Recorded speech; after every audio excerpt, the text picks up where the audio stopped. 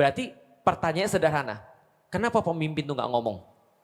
Kenapa mereka nggak ngomong serius tentang bagaimana kewajiban mereka?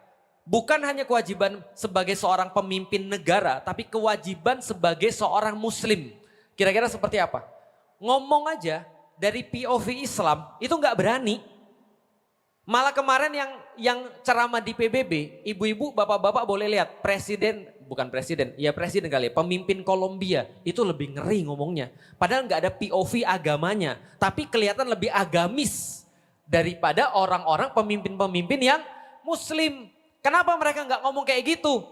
Nah, yang jawab biasanya adalah buzzer-buzzernya. Emang lu kira gampang ngomong kayak gitu? Lu mah ngomong gak apa-apa. Tapi kalau presiden yang ngomong ada konsekuensinya. Betul, ada konsekuensinya. Sekarang konsekuensinya apa? Konsekuensinya adalah bisa jadi dia gak jadi presiden lagi. Bukan hanya, kita gak bicara Indonesia loh. Kita bicara pemimpin-pemimpin muslim terutama yang dekat. Kan kita udah bilang kan ya, pemimpin lebih bertanggung jawab daripada ulama karena dia punya otoritas. Dan pemimpin yang dekat di situ itu lebih bertanggung jawab daripada pemimpin yang jauh. Pertanyaan kenapa mereka nggak ngomong? Karena mereka takut mereka nggak jadi pemimpin lagi. Karena mereka tahu mereka lemah. Karena mereka tahu sampai sekarang Amerika, Israel bisa berbuat sesukanya. Paham sampai di sini? Tapi mereka takut apa? Mereka takut mereka nggak mimpin lagi. Berarti yang ngontrol mereka adalah apa? Jabatan. Apakah yang ngontrol mereka adalah Allah? Enggak. Buktinya apa? Enggak ada POV di dalam agama yang mereka bisa sebutkan yang menghalangi mereka untuk melakukan bantuan terhadap orang-orang Gaza yang dizolimi. Paham sampai di sini? Dalil agamanya apa? Enggak ada. Berarti yang dipakai dalil apa? Dalil takut kekuasaannya hilang. Dalil takut dia enggak menikmati seperti sekarang lagi. Ini problematikanya. Lah, kalau gitu, kalau memang kita belum mampu dan kita lemah seperti yang Ustadz bilang tadi, sekarang kita harus ngapain? Itu maksudku, bukannya harusnya pemimpin nyiapin. Nyiapin gimana caranya Indonesia ini sudah tahu kita lemah, ayo dibuat gimana agar tidak lemah. Gimana caranya Ustadz? Bagi makanan gratis, keracunan. Paham gak sih? Serius, aku gak ngerti cara berpikir orang-orang. Kalau kita mau membuat, jadi gini ya, contoh ya. Kalau aku diserahkan misalnya kepemimpinan RT, taruhlah ya, kita bicara RT dulu deh. Kan bicara kecil dulu. Kalau kita diserang masalahnya RT, berarti contoh RT ini tidak kuat. Karena tidak bisa melawan tetangga sebelah RT yang membunuh orang lain misalnya. Berarti aku harus buat ini kuat dulu kan ya. Gimana caranya? Ngajarin dong. Mulai dari awal apa? Akidahnya dong. Bukan makanannya kan. Kalau makanannya, masalahnya akan beda lagi. Karena makanan ini, ya kita udah tahu lah Indonesia.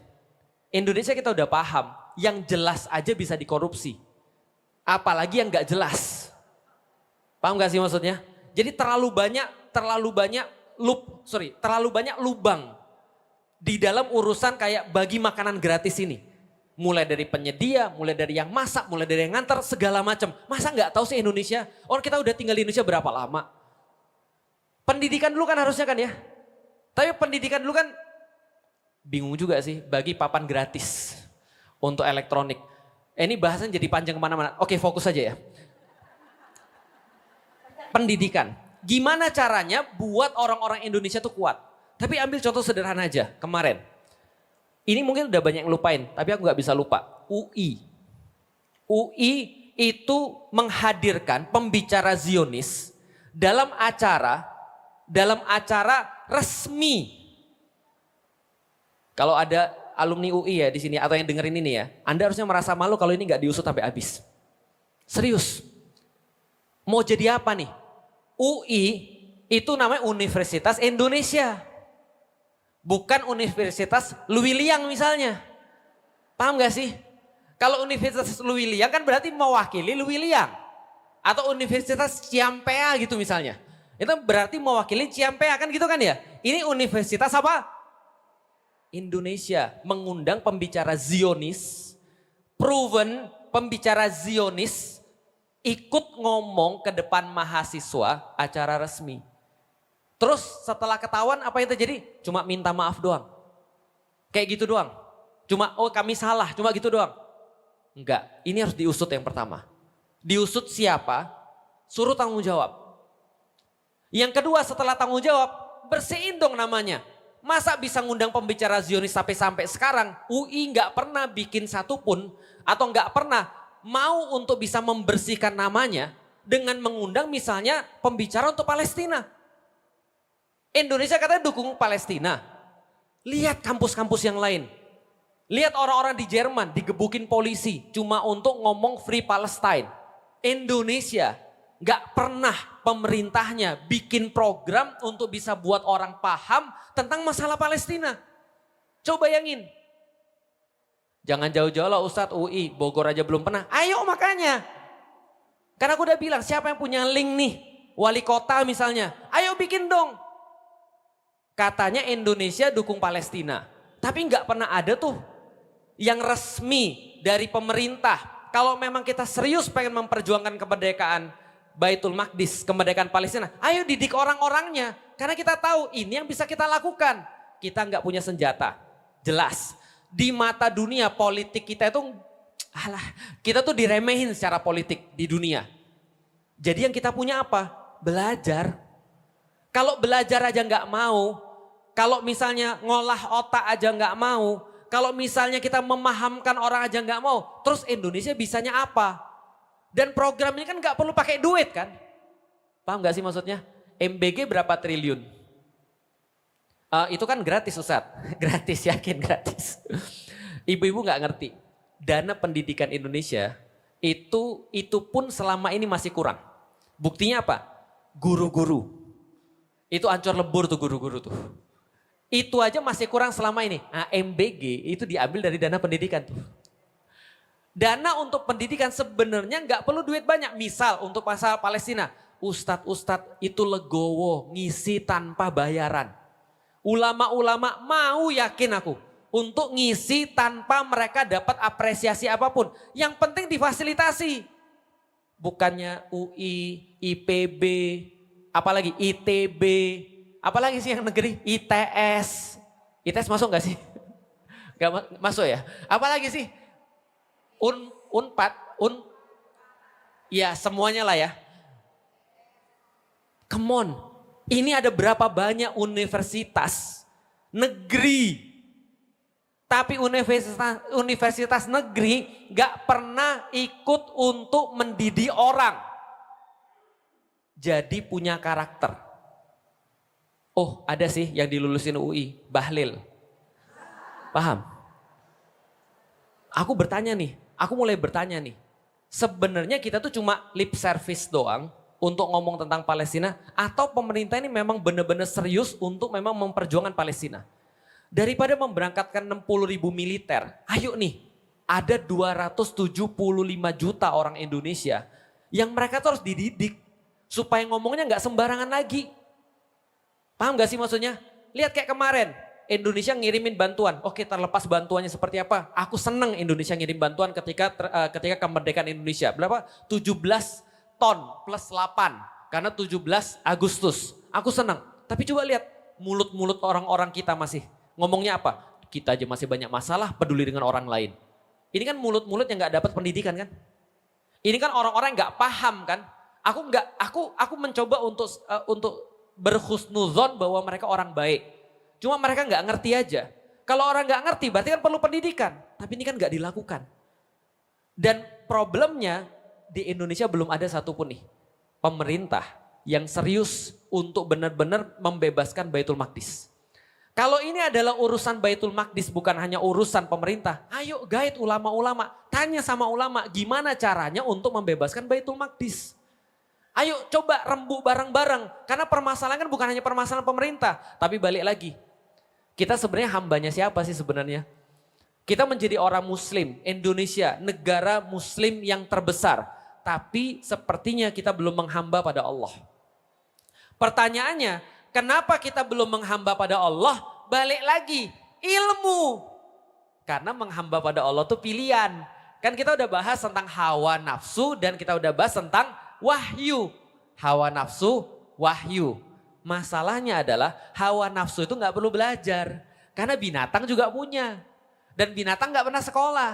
Tapi wahyu ini perlu belajar, perlu efforts. Dari tadi kita ceritain, jalan menuju surga itu mendaki, sulit, tidak nyaman. Kadang-kadang kita harus jadi korban, duit kita hilang, capek. Itu jalan ke surga. Jalan ke neraka dipenuhi dengan kenikmatan dunia kata Rasulullah. Dan gak perlu belajar.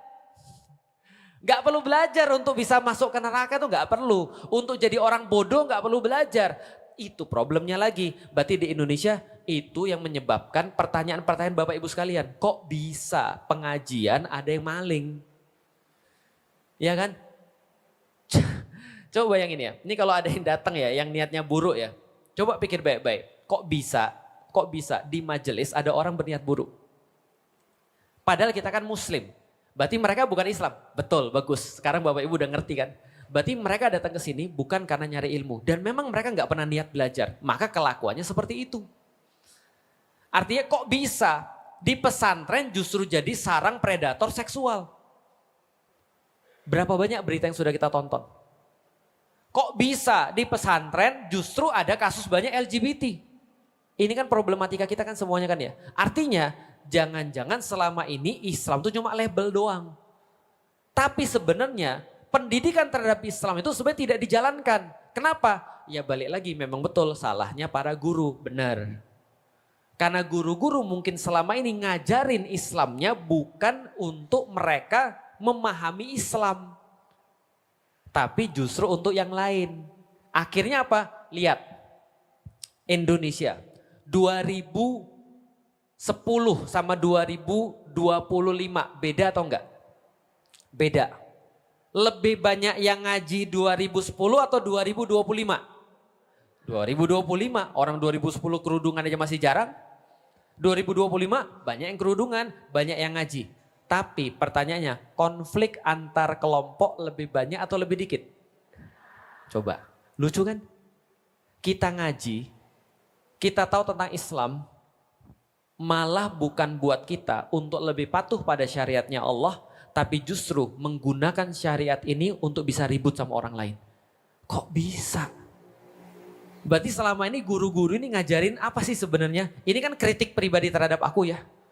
Jadi sebenarnya kita ajarin apa sih? Apakah yang kita ajarin adalah ketika Anda sudah punya ilmu lantas Anda bisa merendahkan orang yang lain? Lantas Anda punya ilmu Anda bisa merasa lebih baik daripada orang yang lain? Sebelum mereka sholat, mereka temenan sama orang-orang sholat ataupun sama orang-orang gak sholat. Sebelum mereka sholat, mereka bahkan menganggap orang-orang yang pergi ke masjid itu adalah orang soleh. Bisa difahami Bapak Ibu sekalian? Dulu ya ingat ya, di kampung-kampung itu orang pada gak sholat. Tapi kalau ada orang pergi ke masjid, itu pasti orang soleh tuh. Calon mantu yang baik. Kenapa? Mau masih pergi ke musola, pergi ke masjid. Padahal masih muda. Aku ingat banget tuh ketika mau ngelamar Ummu Alilah. Di kampung mereka tuh aku dikatain orang soleh. Cuma gara-gara apa? Sholat ke masjid. Padahal sholat ke masjid bukannya adalah sesuatu yang biasa yang harusnya bagi laki-laki.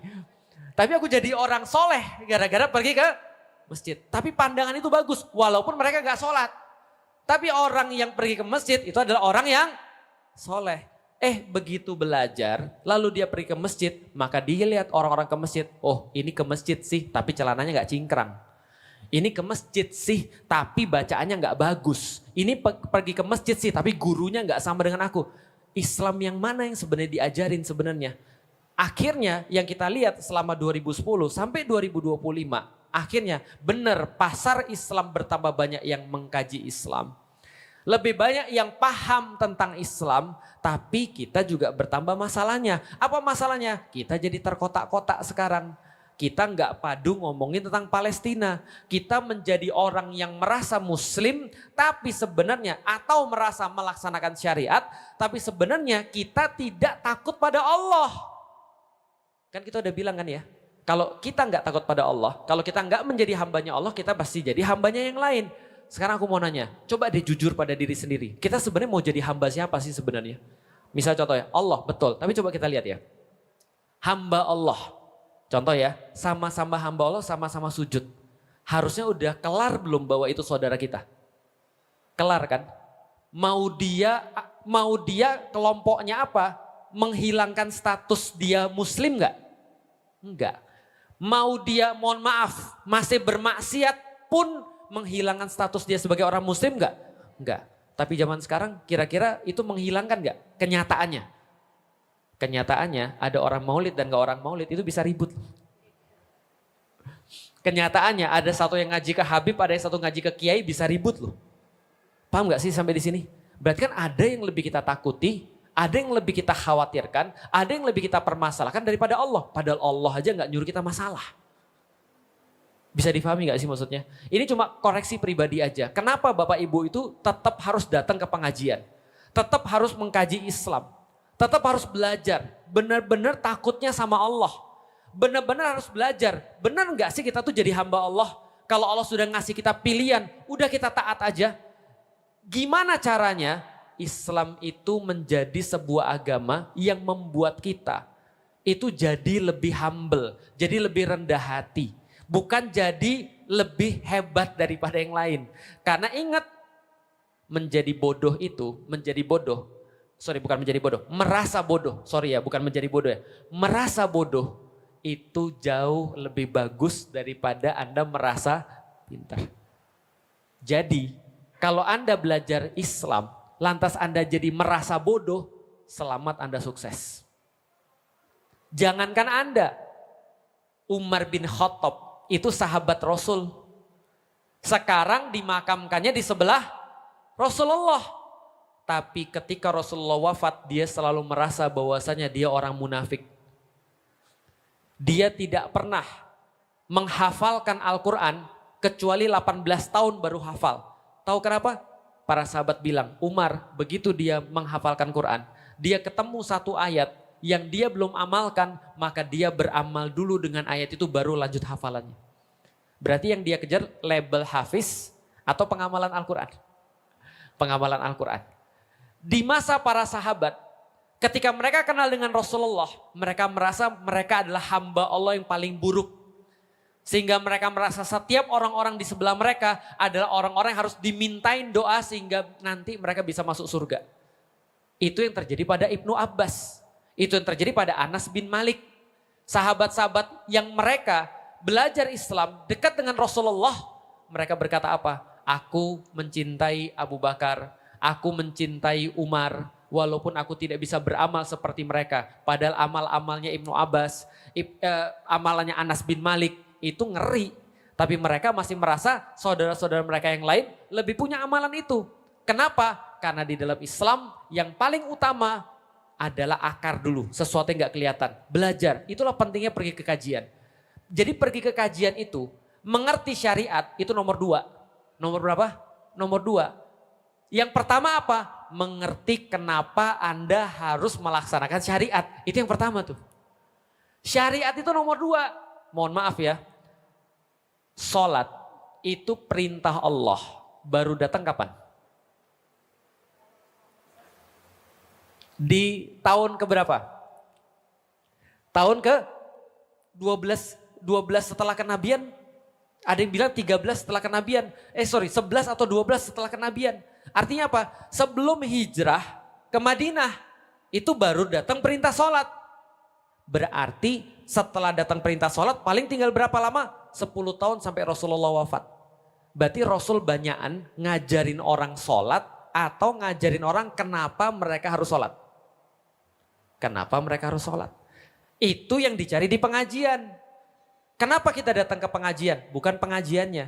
Kenapa kita harus sholat? Bukan sholatnya aja. Karena kalau orang ngerti cuma sholatnya aja, yang dari tadi kita bahas.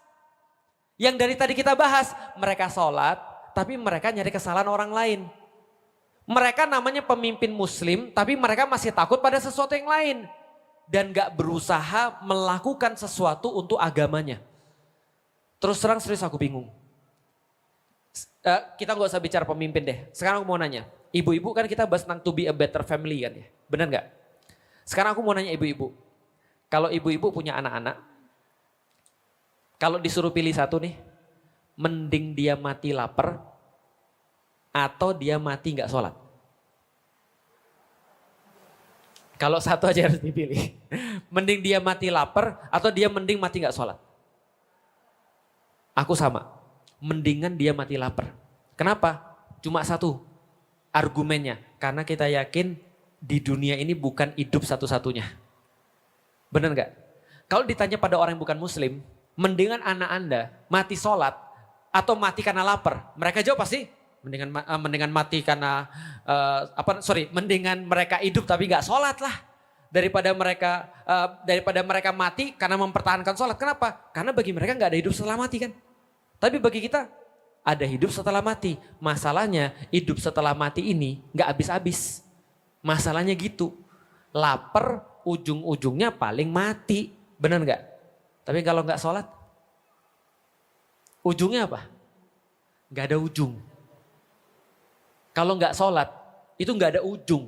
Karena sholat nggak sholat itu urusan akhirat. Pertanyaannya adalah bagaimana cara membuat orang tuh sholat kan gitu. Nah ini ilmu namanya ini. Kalau orang sudah dapat ilmu kenapa mereka sholat, alias mereka benar-benar jadi seorang muslim yang seperti kita bahas tadi. Mereka benar-benar taat pada Allah. Mereka benar-benar merasa tunduk pada Allah. Mereka benar-benar merasa gak punya pilihan. Kenapa kamu sholat? Aku gak punya pilihan. Kenapa? Karena aku sudah memilih menjadi hamba Allah. Karena aku sudah memilih menjadi hamba Allah, maka apapun yang Allah minta itulah yang aku harus lakukan. Aku gak punya pilihan. Kenapa Anda gak makan babi? Aku gak punya pilihan.